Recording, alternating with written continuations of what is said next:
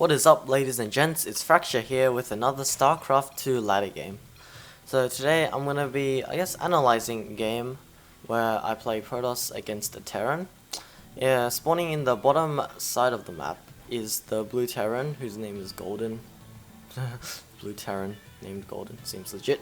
Anyway, so he's gonna be spawning at the bottom, and I'm at the top in the red trunks playing Protoss, which is right here.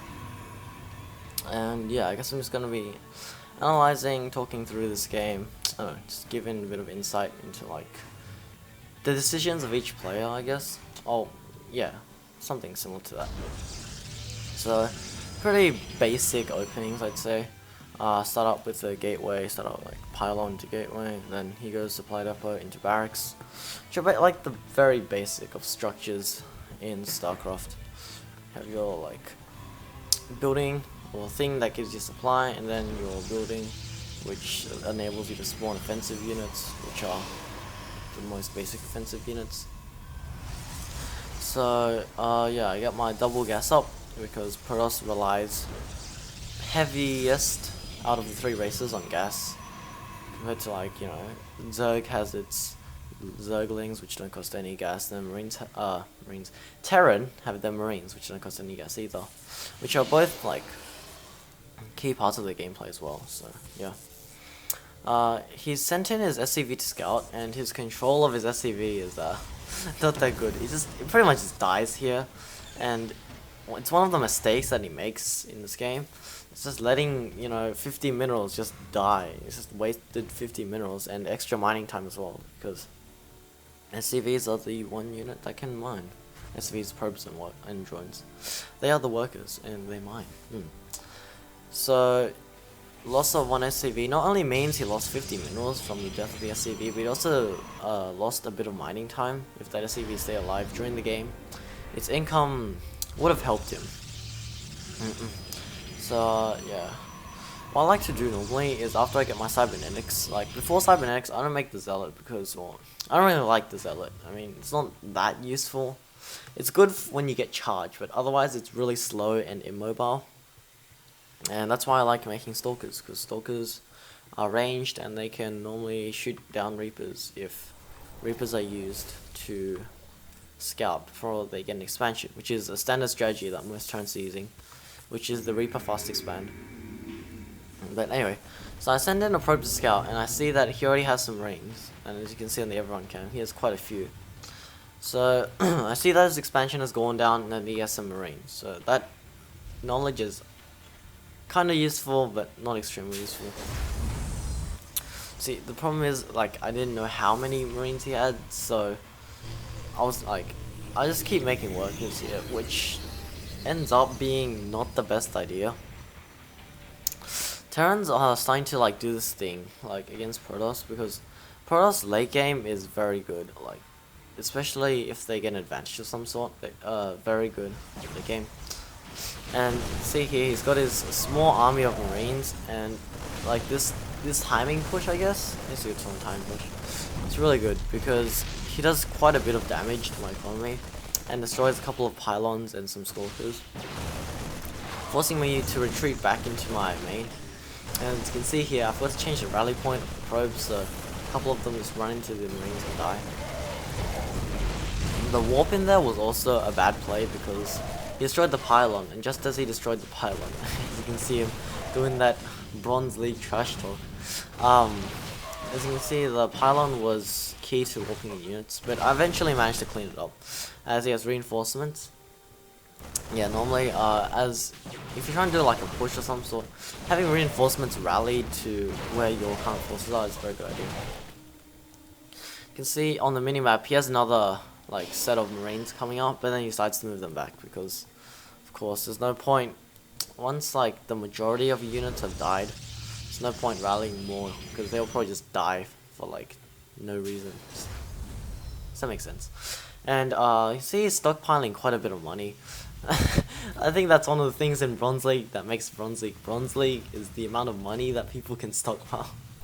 Like, oh my god, the spending. No one in Bronze League has the ability to multitask well enough to spend all their cash, like consistently spend their cash. So We end up just stockpiling tons of money, and it's a huge waste.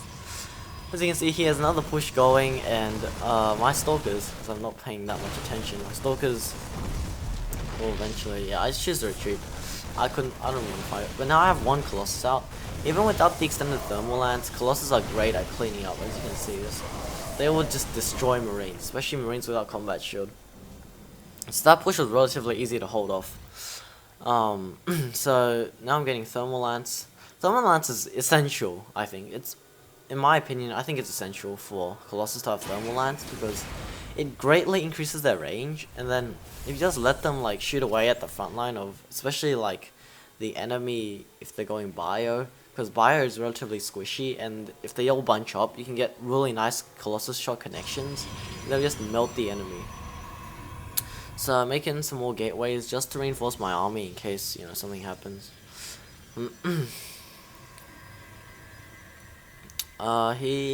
He's making tons of stuff. He's getting the concussive shells.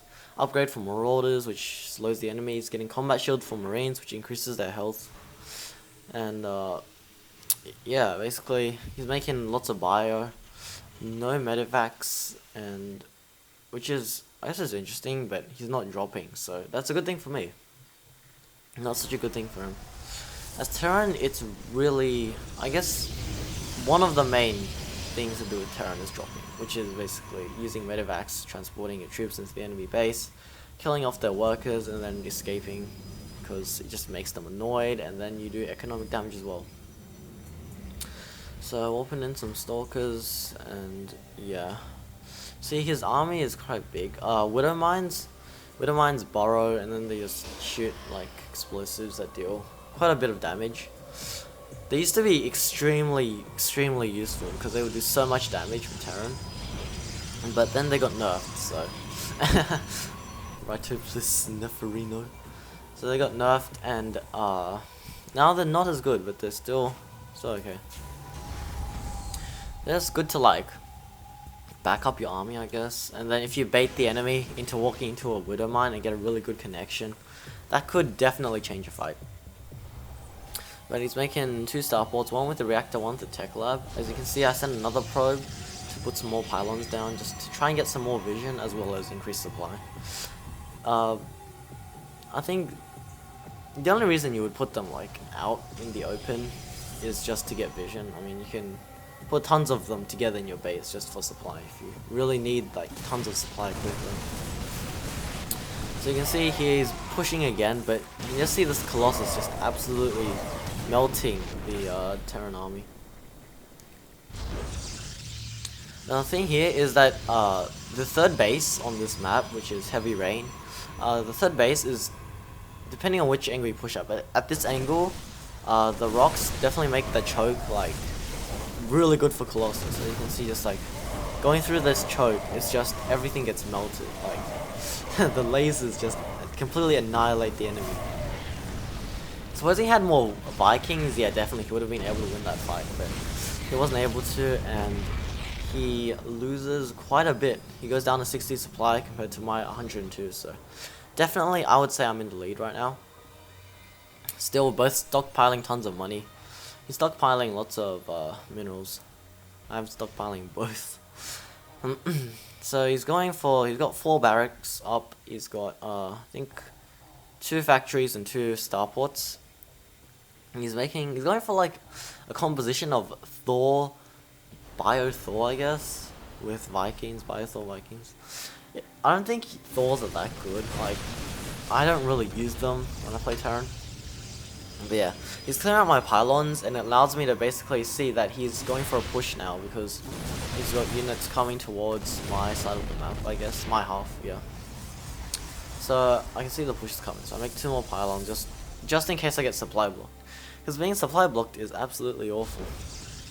As you can see on my professional pylon placement, I end up cancelling it because, well, trapped probes are never a good thing. So then he's pushing up again and just Colossus to the face, never nice for him. And I take a Thorn run. I'm surprised that Zealot actually managed to survive. But I got Zealot charge on the way, and Zealot charge is one of my favorite abilities in the game. It just makes zealots so much more useful. It not only increases their passively increases their movement speed, but it also allows them to dash towards an enemy like very quickly. It has I have no idea how long the cooldown is, but it's like 20 seconds. Bronze, as if the beginning he was winning, he's trash talking, and now he's like, it's not possible. What the fuck, dude? This guy can't be bronze. How does he recover from my early harass so well? But I don't know. I guess it could be decision. It's probably his positioning of his bio, and I don't think he has. He's starting to make upgrades now, but I think neither of us have been working too much on upgrades. Upgrades should be worked on like consistently, like over the course of the game. Through a start, like in early game, 1-1 should be like done, and then transitioning into mid is like 2-2, and then early late game, like the beginning of late game, should be around 3-3. I think that's basically around how much your upgrades should be. Because upgrades are important. They can definitely give you a huge edge over the enemy if you have the good upgrades. So he doesn't have enough gas, which is one of the problems. You're setting him back because he has the fusion core, but as you'll see at the end of this game, he doesn't end up making any battle cruisers, and that's just simply because he doesn't have enough gas to spend on battle cruisers. And battle cruisers are highly like cost inefficient. I think they're 500 resources overall, 300 minerals, 200 gas. And they don't do that much damage, and they're not really that useful. Which is why bio is so popular, I guess. It's the best option for Terran. It's very cost effective as well. So he sends some of his SCVs to auto repair. Auto repair is really good, especially on like, well, it's not really good. It's pretty good. Yeah, go with pretty good. I mean, essentially it lets the SCV like always repair the chosen units, and what repairing does basically just heals it. So you can see you got 3 SCVs on 1 Thor, so it'll help them survive longer and tank more damage. Then you can see, yeah, my army is very mispositioned. As you can see here, he gets a really good sandwich attack on me, and my Colossus become really vulnerable. So I have to try to micro them away, and then get my Stalker's Zealot army to tank the damage, which ends up happening. So it's pretty good. But yeah, I just have too much supply, much more supply than him, and I end up completely destroying his army. The proxy pylon that's on the left side of the map, which I put down pretty early in the game, came in use after this push because I'm just able to warp in a mass of stalkers and see like that, and it just really helps. Bronze level, that's it. You can tell he is not. It's like, how is this happening? See, he did have a really large E at the beginning, and then, well, he threw it, I guess.